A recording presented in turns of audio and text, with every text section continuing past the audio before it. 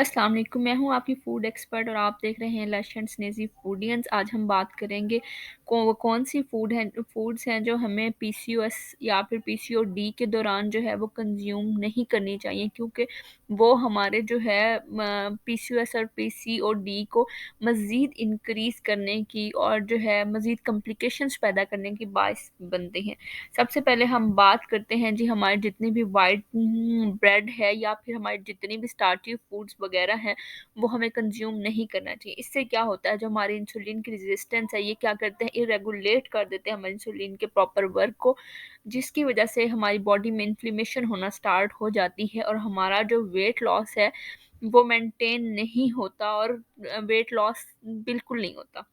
ये ज़्यादा जो है पीसीओएस के पेशेंट्स को जो है प्रॉब्लम ही मेन यही होती है कि उनका वेट इंक्रीज़ होता चला जाता है, और जब वो इस तरह की फूड कंज़्यूम करते हैं ऐसी फूड, इवन कि मैं यहाँ पे व्हीट की, गंदम की भी बात करूँ, तो वो भी कंज़्यूम नहीं करनी चाहिए। क्यों नहीं करनी चाहिए? क्योंकि उसका ग्लाइसेमिक इंडेक्स, ग्लूकोज़ में कन्वर्ट होने की जो पावर होती है वो बहुत ज़्यादा होती है, मतलब कि शुगर में। क्योंकि ज़ाहिर-सी बात है, ग्लूकोज़ बेसिकली शुगर है, वो हमारी इन चीज़ों से ज़्यादा होती है और उसकी वजह से हमारी मज़ीद कॉम्प्लिकेशंस बढ़ती हैं पीसीओएस और पीसीओडी के पेशेंट्स में।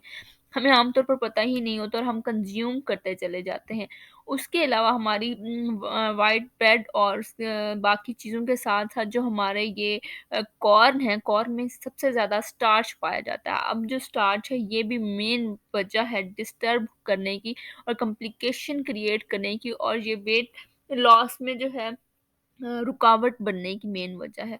तो इसके साथ-साथ जो है, और जो स्टार्च है वो सबसे ज़्यादा कॉर्न में पाया जाता है। उसके अलावा जो हमारी टेबल शुगर है, वो अवॉइड करनी चाहिए। टेबल शुगर के साथ-साथ हमारे जितने भी ड्रिंक्स हैं, फ्रिज़ी ड्रिंक्स वगैरह, उनसे अवॉइड करना चाहिए। फ्रूट्स में हमें जो बनाना है, मैंगो है, बनाना है, वाटरमेलन है, उसके अलावा पाइनएप्पल है, ये जितनी भी जो फ्रूट्स हैं, हमें इनसे अवॉइड करना चाहिए और इनकी जगह पे ऐसी फूड लेनी चाहिए जिसका जो ग्लाइसेमिक इंडेक्स है वो कम हो, मतलब कि ग्लूकोज़ में कन्वर्ट होने की पावर जो है वो कम होनी चाहिए। इसमें आपको बहुत सी जो फूड्स हैं वो देखने को मिलती हैं। अब लोगों का यहाँ सवाल ये होता है कि अगर पीसीओएस, पीसीओडी के जो पेशेंट्स हैं, अगर भी वो गंदम भी ना खाएँ तो वो क्या खाएँ? देखिए, हमने प्रोटीन और उससे बचना होता है, तो हम हमारे लिए बहुत बेस्ट अल्टरनेट है कि हम व्हाइट ब्रेड और ऐसी चीज़ों की जगह पे जो है वो अपने जितने भी ओट फ्लावर है उसका यूज़ करें, उसकी जो है डोसा या चपाती बना के कंज़्यूम करें। मैंने उसकी भी एक जो ब्रेड की का अल्टरनेट है, उसकी रेसिपी ऑलरेडी जो है अपने चैनल पे अपलोड कर दी हुई है, तो वो आप जाके देख सकते हैं। तो ऐसी चीज़ें जो है हमारे लिए बेनिफिशियल होती है। इसके अलावा पीसीओएस और पीसीओडी में जो डेयरी है वो भी बहुत अहम किरदार अदा करती है आपकी कॉम्प्लिकेशंस को मज़ीद इंक्रीज़ करने में, तो उससे भी अवॉइड करना चाहिए। अब उसका मेन मसला क्या होता है कि लोग कहते हैं कि नहीं, वो जी हमारा जितना भी डेयरी का सिस्टम है वो हमारे एनिमल्स को इंजेक्शन लगते हैं, जिसकी वजह से हम वो मिल्क हमें गेन होता है और उसकी वजह से प्रॉब्लम, तो ऐसा नहीं होता। क्योंकि जो जिस हीट पर, जिस टेम्परेचर पर हम बॉयल करते हैं, तो वो सारा का सारा वहीं पे डेड हो जाता है, तो ऐसा कुछ नहीं होता। उसके साथ-साथ केमिकल्स के अलावा की मैं बात करती हूँ, जो नेचुरली, जो कुदरती तौर पर इंजेक्शन के थ्रू जो चीज़ें आती हैं, वो चीज़ जो है वैसे रिमेनिंग जो है मिल्क में नहीं रह जाती बॉयल होने के बाद।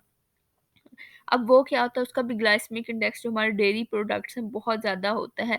मतलब कि ग्लूकोज़ में कन्वर्ट होने की जो पावर है बहुत ज़्यादा होती है इस वजह से। अब जब ग्लूकोज़ बहुत ज़्यादा जैसे ही हम कंज़्यूम करते हैं वो इंक्रीज़ हो जाती है, मतलब कि आपकी शुगर इंक्रीज़ हो गई, तो ऑटोमेटिक आपका जो इंसुलिन लेवल है वो डाउन, मतलब कि नहीं वो मेंटेन तरीके से जो है प्रोडक्शन होती है उसकी, तो इस वजह से हमें बहुत ज़्यादा कॉम्प्लिकेशंस होनी पड़ती है। अगर हम अपनी डाइट को प्रॉपर लें तो हम इसको मैनेज कर सकते हैं अपनी प्रॉपर और रेगुलर एक्सरसाइज के थ्रू और अपनी एक अच्छी डाइट के थ्रू। तो ये था हमारा आज का टॉपिक। उम्मीद करती हूँ आपको पसंद आया होगा। Thank you so much. अल्लाह हाफ़िज़।